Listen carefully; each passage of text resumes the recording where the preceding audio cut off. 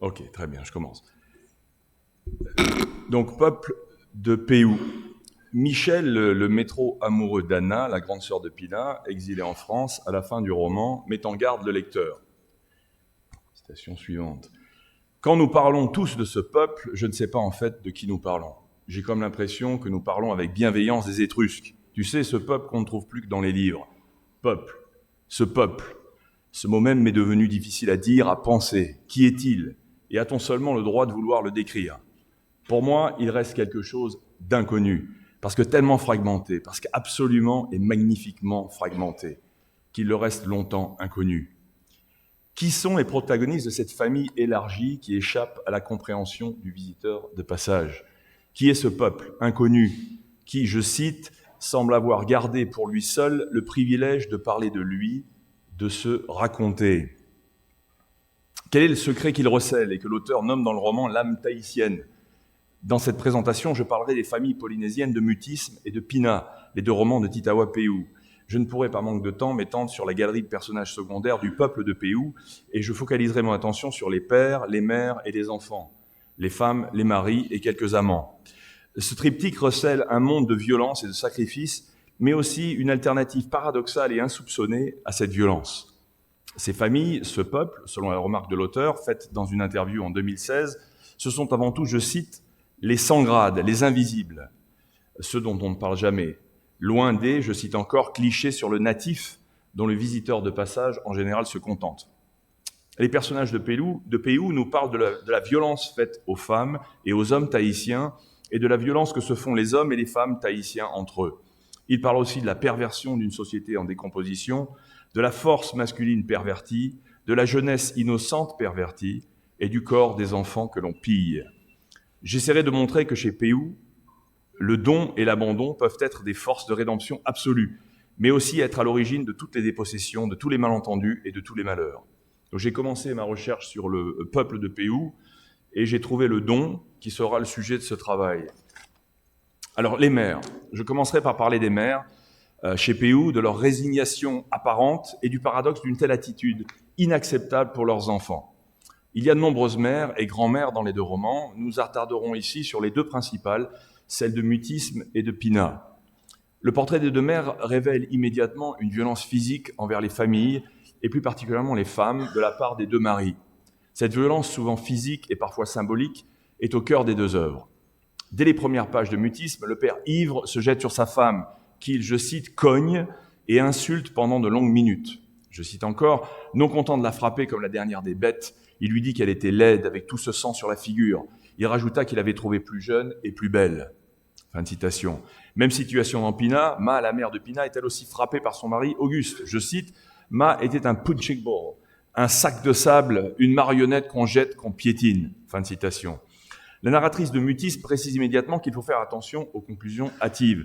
Cette violence, précise-t-elle, n'est pas propre à la culture polynésienne, qu'on a bien voulu le dire ou l'écrire. S'il y avait, je cite, de nombreuses femmes battues chez nous, essentialiser la violence comme un fait purement polynésien en viendrait à exprimer, je cite encore, un racisme larvé. Car selon la narratrice de Mutisme, l'alcool, citation, l'alcool et toute la douleur qu'il entraîne a existé partout. La violence conjugale, je l'ai vue là-haut aussi, dans une belle résidence, mais on n'en fait jamais état, on n'en a jamais fait état. Il n'y a donc pas d'essence sociologique ou raciste à la violence chez Péou. Selon l'observation de la narratrice de Mutisme, elle touche toutes les strates de la société polynésienne et française. La violence chez Péou est avant tout un phénomène de dégénérescence, de pourrissement social, d'impuissance sociale, qui trouve une partie de ses racines dans l'héritage colonial. Elle est principalement un aveuglement et une confusion dans le roman. Je cite, « Cette violence puait, elle haïssait l'étranger et battait ceux qu'on dit aimer. » Plus largement, la perception de la violence domestique dans la société polynésienne semble être un phénomène très disputé qui offre des interprétations partagées, à tel point que Bruno Sora, dans son ouvrage « Des Tahitiens et des Français », s'étonne combien les analyses des anthropologues peuvent différer de celles des autochtones ou des étrangers, tous parties prenantes de cette société. Chez Péou, les deux mères principales sont battues et elles semblent, du moins en apparence, résignées à leur sort. Une résignation inacceptable pour la narratrice de Mutisme, la fille, qui accuse la religion chrétienne et une culture traditionnelle du silence, comme les raisons de cette passivité incompréhensible pour les nouvelles générations. Elle s'étonne en observant sa mère, je cite, « Elle n'avait pas de haine. Elle acceptait tout avec humilité, ayant pour unique croyance une hypothétique justice, là-haut, là-bas, plus tard. Ce statut de femme passive et sacrifiée des mères est un point de contention très fort dans les deux romans. Nous le retrouvons par exemple lorsque Anna, la sœur aînée de Pina, pose à sa mère emprisonnée à la suite d'une manifestation indépendantiste cette question lancinante. « Pourquoi t'es-tu sacrifiée, Ma ?» Et le narrateur de rajouter « Plus qu'une question, une lamentation ». Le sacrifice des mères envers leur famille est considéré par les jeunes générations dans le roman, et plus particulièrement les filles, comme une malédiction, un héritage de souffrance qui révèle un déterminisme indépassable. Il véhicule une injustice profonde qui s'inscrit dans l'ordre des sociétés traditionnelles. Je cite, chez nous, la première chose qu'une femme devait apprendre après la cuisine, c'était la discrétion. Mais il faut tempérer cette description.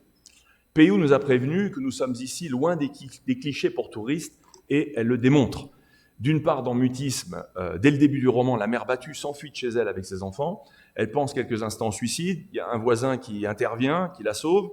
Et donc, elle survit au cycle de violence et à sa situation sociale difficile. Elle demande ensuite le divorce avec cet homme qui l'a répudié pour une autre. Cette décision du divorce est un geste symbolique de résistance envers la morale religieuse et sa famille polynésienne. Si l'on en croit sa fille, je cite, « Une femme qui n'acceptait pas sa condition était indigne, sans doute de mauvaise vie, attirée par la liberté que procurait le célibat. » Nous avons donc affaire ici à une mère qui ne se résigne pas, malgré les apparences. Même chose dans Pina, Ma fait preuve aussi de résistance, bien que relative, envers son mari Auguste. Cette résistance s'exprime non pas par la fuite ou le divorce, mais par son infidélité, dans des conditions très particulières. Lorsque son mari en état d'ébriété provoque un accident de voiture meurtrier qui le plonge dans le coma, Ma croise à l'hôpital le mari abasourdi de la femme qui l'a tué dans la collision. Le mari s'appelle John. S'ensuit une scène érotique très intense dans laquelle la mère de 9 enfants, qui vient de quitter le chevet de son mari mourant, fait l'amour avec un inconnu dans un lieu public. La description en détail de ce moment quelque peu surprenant nous éclaire à la fois sur le tempérament profond du personnage, mais aussi sur les mécanismes complexes du désir en jeu dans le roman. C'est l'expression d'une facette paradoxale de cette âme polynésienne que Peyoult révèle au lecteur interloqué. Le cliché de la passivité et du sacrifice supposé des mères s'en trouve bouleversé. Je cite, « Cette envie qu'elle ressentait soudain, elle voulait partager sa détresse, se fondre en elle-même et en lui. Et c'est peut-être parce qu'au fond, Ma avait beaucoup d'amour, de compassion. » La faiblesse apparente de la mère est transformée ici en force. Ma, en situation de grand désarroi, trouve paradoxalement la force de se donner à cet homme, victime indirecte et directe de son mari. Je cite encore, « C'était rien ce qu'elle pouvait offrir, c'était rien, son corps, son sexe, des riens face à la mort. » Ma, la mère polynésienne par excellence dans le roman, répond par son geste à des injonctions profondes, à la fois sensuelles et spirituelles. Elle donne son corps par compassion, on souffre avec, donc on jouit avec, ici, pour établir l'équilibre du monde défait par la violence de son mari. Son sacrifice est une réparation, non pas un renoncement. C'est un acte volontaire, une action. Je cite, « Rarement des mots d'amour, toujours des actes », note la fille et narratrice de Mutisme, pour décrire les mères polynésiennes. L'abandon du corps de Ma est la réponse de sa féminité à la masculinité blessée de John. C'est un geste qui affirme paradoxalement la victoire de l'immanence sur la transcendance. Le don abolit ici l'adultère. Dans cet acte sexuel en apparence immoral, mais présenté comme une offrande sacrée. John comprend immédiatement la portée de son geste. Je cite, « Au-delà de l'adultère, il y avait le geste de cette femme, immense geste, incalculable, don de soi, que personne ne comprendra jamais, sauf peut-être eux deux seuls. » Je crois que c'est dans les prochaines. Je sais pas. Oui. Désolé. L'autre aspect de ce don est moins désintéressé, mais tout aussi volontaire. Il souligne l'importance du corps et des sens, même chez les mères polynésiennes sacrifiées, entre guillemets. Ma désire John. Ce désir révèle un aspect subtil de la relation dialectique complexe et difficile entre l'autochtone et l'étranger que l'on trouve chez Peyoult. Selon l'explication de Bruno Sora, les autochtones sont les Taata Tumu, hommes d'origine, au sens figuré, hommes tronc d'arbre, au sens propre, qui n'est pas loin ici du sens figuré. Ils sont opposés aux Taata Ratere, ou ceux qui naviguent, qui ne font que passer, les voyageurs. L'homme avec qui Ma fait l'amour, John, semble paradoxalement appartenir à la seconde catégorie. Je cite, « Il était polynésien, mais pas comme Auguste. Sur son visage, Ma voyait l'étranger des pays comme l'Espagne. Et c'est exactement ce qui semble embraser son désir. Je cite, « l'envie d'un homme perdu, un homme étranger à sa misère ». L'homme perdu qui navigue et vient s'agréger à la société, c'est le hotu painu, expression péjorative qui signifie métaphoriquement une graine à la dérive qui vient se fixer sur la plage. John incarne pour Ma, à ce moment de grand désarroi, ce mélange d'errance, de détresse psychologique, doublé d'une apparence familière et néanmoins exotique, qui font naître la compassion et le désir chez la mère. Nous apprenons plus tard que John n'avait en fait pas de père anglais ni espagnol, comme il le croyait lui-même, mais qu'il est le premier fils d'Auguste et de Mata, une métisse, et donc le beau-fils de Ma. Avec la relation entre Ma et John, Péou rejoue un des lieux communs de la mythologie antique grecque. Ma, c'est un peu Phèdre qui tombe amoureuse de son beau-fils en l'absence de son mari, le roi absent Auguste. J'aurais de nombreuses choses à ajouter sur le métissage, mais je n'ai pas le temps. Je passe au mari. Après les femmes, dans cette seconde partie, je parlerai de la violence des pères, des maris et de leur force exagérée et inutile qui s'abat dans les romans à la fois sur les familles et sur les étrangers. Comme avec les mères, nous parlerons principalement des deux plus importants. D'une part, le père de l'héroïne et narratrice de Mutisme, et d'autre part, le père de Pina, le redoutable Auguste. Dans Mutisme, le père abandonne, comme nous l'avons vu, sa femme et ses enfants pour une femme plus jeune, une plus belle, avec laquelle il fait un nouvel enfant.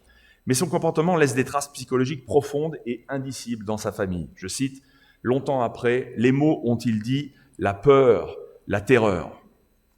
Le père représente d'abord ici, pour sa femme et ses enfants, une masse physique, une violence contre laquelle on ne peut rien. Le père, c'est le pouvoir inarrêtable du corps. La narratrice s'interroge. Que faire face à cet homme grand et puissant ? Lui tirer une balle dans le dos, c'est la seule chose qu'on aurait dû faire, aujourd'hui encore. Seule la mort peut mettre un fin à ce déchaînement. Dans les deux romans, les maris sont tous similaires, sont massifs, robustes et silencieux. C'est une longue lignée d'hommes puissants qui va des ancêtres au grand-père, au père et au fils. Cette violence insurmontable pour les femmes, c'est tout le poids d'un héritage génétique et historique. Il devient quasiment mythique dans Pina avec le personnage d'Auguste. Les membres de sa famille ont à son égard une attitude ambiguë et étonnante si l'on considère son alcoolisme, ses maîtresses, ses violences physiques et ses viols. Il reste néanmoins perçu comme une sorte de dieu, un descendant des surhommes du passé. Je cite, « Démiurge lointain, étouffant, il était tout à la fois, on le craignait, on l'adulait, on le détestait, on lui trouvait toutes les circonstances atténuantes. Illettré, se dégageait de lui néanmoins une intelligence exceptionnelle et de l'or dans les mains. Et ce regard habité, fou, amoureux, sage, beau et fort, comme ont dû l'être les guerriers d'autrefois. Mal inadapté à ce monde. Mais s'il devait n'en rester qu'un seul, ce serait lui. Il existe dans le roman une forte fidélité à cet héritage, celui d'une virilité brute, désormais dévoyée, mais dont on connaît l'importance. Auguste est un être à part que les colons n'ont pas éduqué. C'est un démiurge, c'est-à-dire un être capable de création comme de destruction.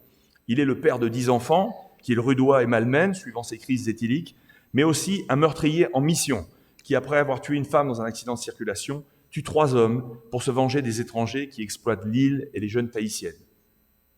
De plus, en violant 2 de ses filles, il met symboliquement en péril le futur de Tahiti, puisque Anna et Pina deviennent à la fin du roman des figures proéminentes du combat pour l'indépendance de Tahiti. Malgré tout ceci, sa description a des allures de panégyrique. Elle trouve des circonstances atténuantes à sa violence. Maui, son fils, dit que Auguste est un mâle avant tout inadapté à ce monde. Quel est ce mythe d'une masculinité surhumaine chez Péou ? Masculinité mise en péril par la société moderne qui peut à la fois détruire et construire, sauver un monde humilié ou humilier le monde et l'abaisser plus encore, ou pour reprendre l'expression de Mutisme, battre ce qu'on dit aimer.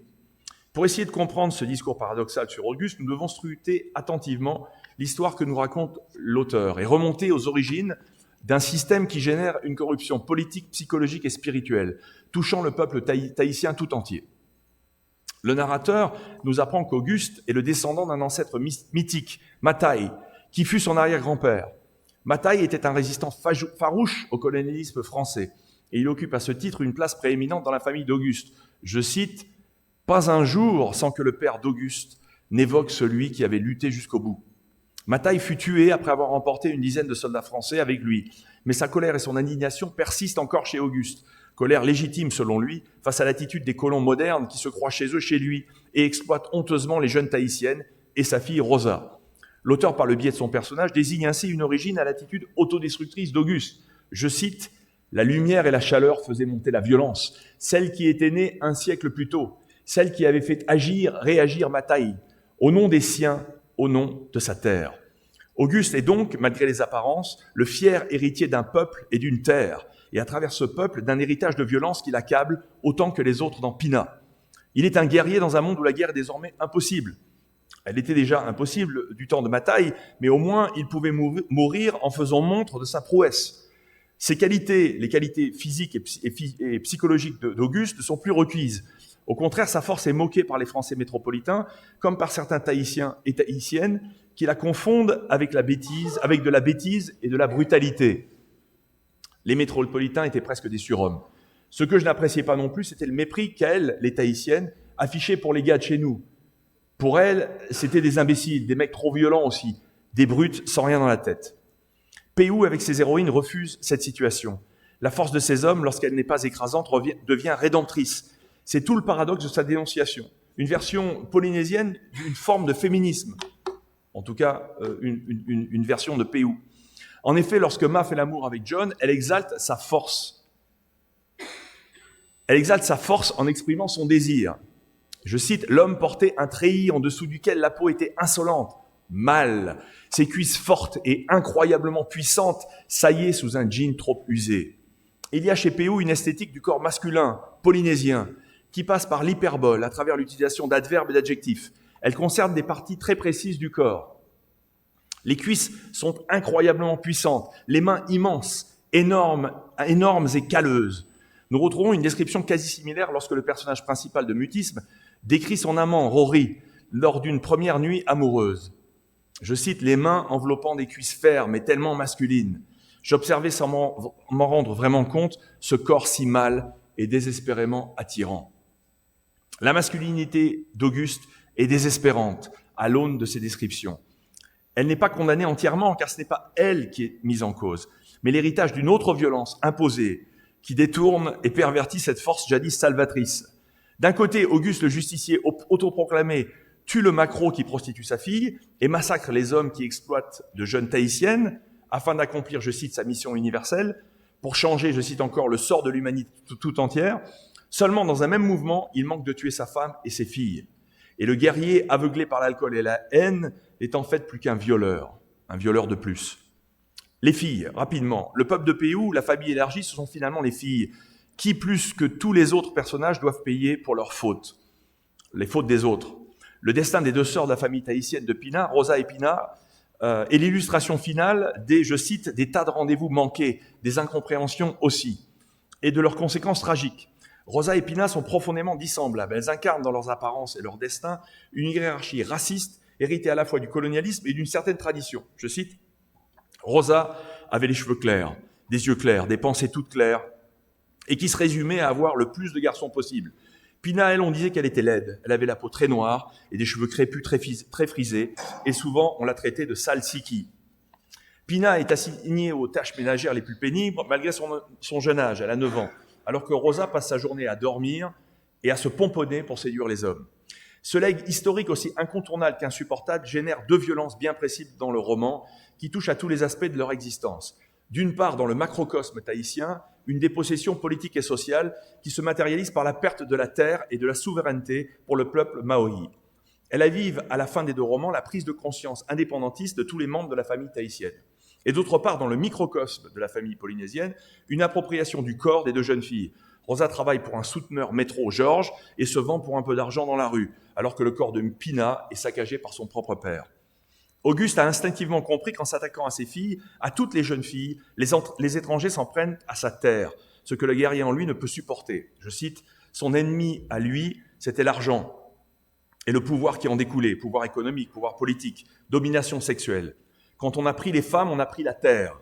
Il fallait qu'Auguste les empêche coûte que coûte de leur voler leurs filles. » Ma conclusion, chez Péou, le corps féminin est un don. Le corps féminin est un don. Il s'abandonne au coup comme au plaisir. Rosa et Pina n'ont pas la force de lutter, ni contre leur nature, ni contre la force physique des hommes, alors elles acceptent leur destinée sans se plaindre. Mais cet abandon est inacceptable pour l'auteur, car il est en essence sacré, incompris et donc saccagé. Lorsque l'héroïne de Mutisme entend à travers le mur une prostituée, Lola, jouir de plaisir avec ses clients, elle s'indigne, je cite, « Je souhaitais qu'elle n'y trouve là aucune jouissance. Je ne voulais pas qu'elle s'abandonne. » Car le don et l'abandon sont une réponse à un autre don chez P.U. Un don masculin, cette fois-ci. La force physique et le courage moral. Le contraire absolu de la rapacité de ceux qui veulent toujours prendre et ne jamais donner. Et la liste est longue et toujours croissante dans le roman. Il y a les touristes, les maris violents, Georges le Mac exploiteur, les partouzeurs, les bidasses, les golden boys parisiens et les colons de tous bords. Ce sont deux métros, deux étrangers à la culture polynésienne qui nous donnent la clé, ou sinon une clé, de cette impasse culturelle. D'abord Michel, l'amant d'Anna. Il a compris le mécanisme subtil de cette dépossession. Lorsque tous ces voyageurs étrangers érotisent la femme polynésienne, c'est à l'essence de son peuple qu'ils en veulent. Je cite, « Ils ont bien raison de détester ces hommes qui, sous le prétexte de posséder la femme, veulent posséder l'âme tahitienne. » Pour P.U., le corps est la métaphore de cette âme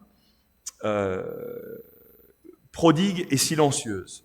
Et la métaphore aussi de la terre sacrée, dont la générosité est la ruine, mais aussi, paradoxalement, la rédemption. Donc c'est la dernière citation, je ne dirai pas la citation, je dirais juste « Ma a sauvé John en s'abandonnant à lui, et François, l'amant métro de Paolo, le fils d'Auguste et de Ma, théorise ainsi la puissance paradoxale et la dignité du don, en utilisant l'exemple de la prostituée, c'est-à-dire celle qui donne ce qu'elle a de plus sacré en échange de rien ou pas grand-chose. » Et cette citation que vous pouvez lire est ma conclusion. Merci.